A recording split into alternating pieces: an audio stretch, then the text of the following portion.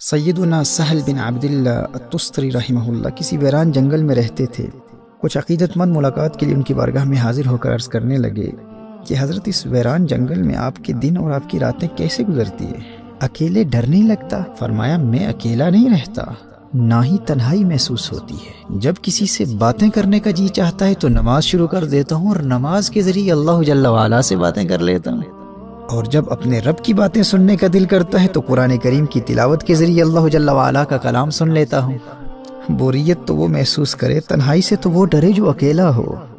یعنی اگر لوگ اللہ کی مخلوق سے باتیں کر کے اپنی طبیعت کے بوجھل پن اور بوریت کو دور کر سکتے ہیں تو جس کے شب و روز خود اللہ سے باتیں کرنے میں گزرتے ہوں وہ کیسے تنہائی محسوس کر سکتا ہے؟ کیونکہ وہ قرآن کریم کی تلاوت کے ذریعے ہر وقت اللہ جل وعلا کے قرب اور معیت کی کیفیت میں مست رہتا ہے،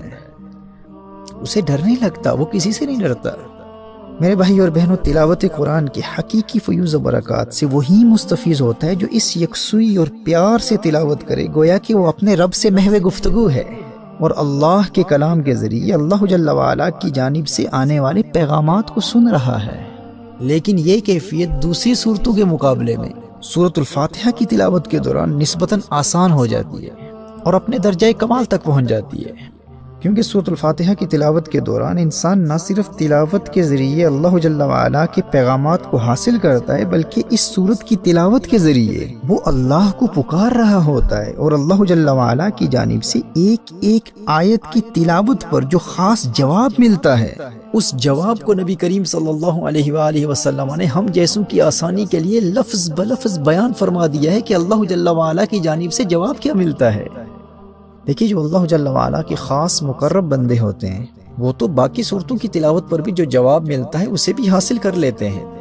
لیکن یہ عام لوگوں کے لیے ممکن تو نہیں ہے نا۔ پر سورۃ الفاتحہ کی تلاوت کی خصوصیت یہ ہے کہ رحمت للعالمین صلی اللہ علیہ وآلہ وسلم نے اس سورہ مبارکہ کی تلاوت پر اللہ جل وعلا کی جانب سے آنے والے جواب کو ہر خاص و عام کے لیے بیان فرما دیا ہے۔ اب کس قدر محرومی ہے اس شخص کے لیے جو ہر روز نماز میں اور غیر نماز میں بھی سورۃ الفاتحہ کی تلاوت کرتا ہے، اور نبی کریم صلی اللہ علیہ وآلہ وسلم نے اس تلاوت پر اللہ جل وعلا کی جانب سے آنے والے جواب کو بھی بیان فرما دیا ہے۔ لیکن اس غافل نادان کو آج ان تک یہ موقع ہی نہیں ملا کہ وہ یہ جاننے کی کوشش کرے کہ جب میں سورۃ الفاتحہ کے ذریعے اللہ کی حمد بیان کرتا ہوں اور اللہ کو پکارتا ہوں تو میرے اللہ کی جانب سے کیا جواب آتا ہے۔ تو سماعت فرمائیے، حدیث قدسی ہے، نبی کریم صلی اللہ تعالی علیہ وآلہ وسلم نے ارشاد فرمایا کہ اللہ جل وعلا نے ارشاد فرمایا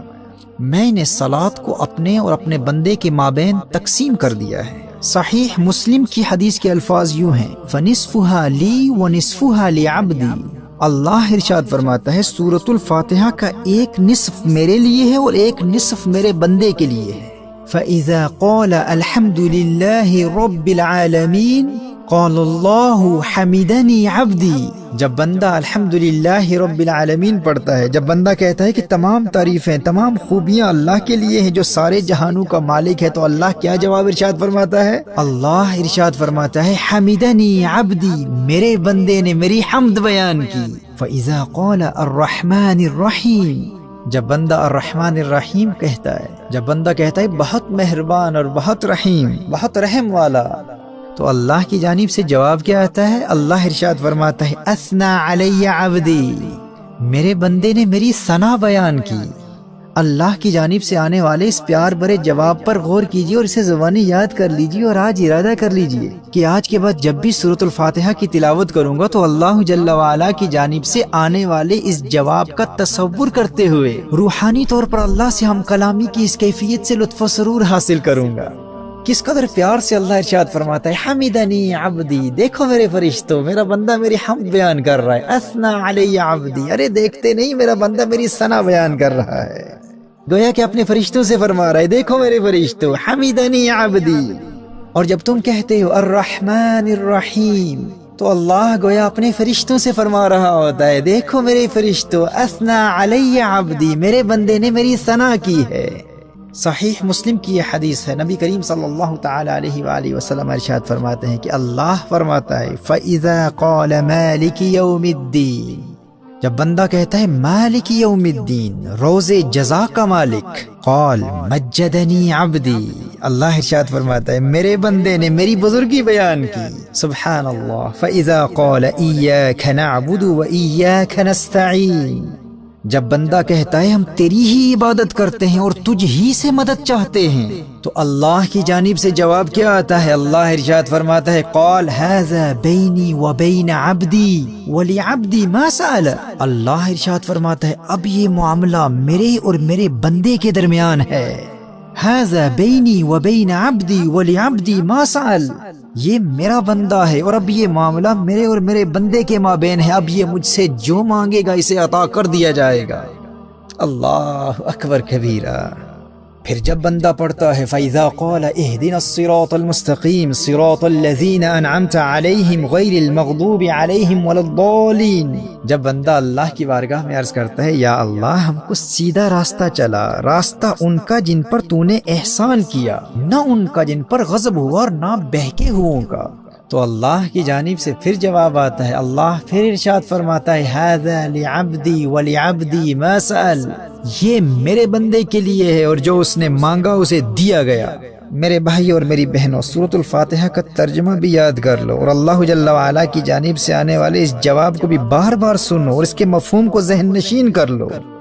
دیکھیے جب ایک عبد اپنے معبود کی جانب سے آنے والے جواب کو جان لیتا ہے اور اس سے روحانی طور پر لطف اندوز ہو کر سورۃ الفاتحہ کی تلاوت کرتا ہے، تو ایسے تلاوت کرنے والے کے لیے اللہ جل وعلا سے روحانی طور پر ہم کلامی کی وجدانی کیفیت حاصل کرنا بہت آسان ہو جاتا ہے، کیونکہ نہ صرف وہ جواب کے آنے پر یقین رکھتا ہے بلکہ اس جواب کو بھی جانتا ہے کہ وہ جواب ہے کیا۔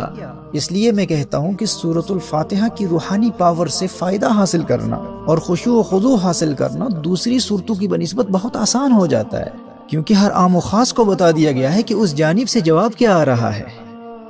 آج کے بعد اللہ جل وعلا کی جانب سے آنے والے اس پیار بھرے جواب کا تصور کرتے ہوئے اور اس پر یقین رکھتے ہوئے پورے انہماک کے قلب کے ساتھ اس خوبصورت تصور میں ڈوب کر کے میں اپنے رب سے باتیں کر رہا ہوں، رب کی جانب سے جواب بھی آ رہا ہے۔ سورۃ الفاتحہ کی کثرت سے تلاوت کی عادت بنا لو اور پھر دیکھو یہ سورۃ الفاتحہ تمہاری دنیا اور آخرت کو کس طرح سنوار دیتی ہے۔ قرآن کریم کی جن صورتوں کے فیوز و برکات بیان کیے جا چکے ہیں، ان کا دار و مدار پڑھنے والے کی روحانی کیفیت پر ہوتا ہے کہ وہ کس قدر یکسوئی اور اللہ جل وعلا سے ہم کلامی کی کیفیت میں محو ہو کر پڑھتا ہے۔ جو جتنا زیادہ اپنے رب سے راز و نیاز کی باتیں کرنے اور رب کے کلام کو سننے اور اللہ جل وعلا سے سرگوشی کرنے کی کیفیت میں ڈوب کر قرآن کریم کی تلاوت کرتا ہے، اسے اس کی زندگی میں ان صورتوں کی تلاوت کے اتنے ہی زیادہ روحانی اور مادی فوائد حاصل ہوتے ہیں۔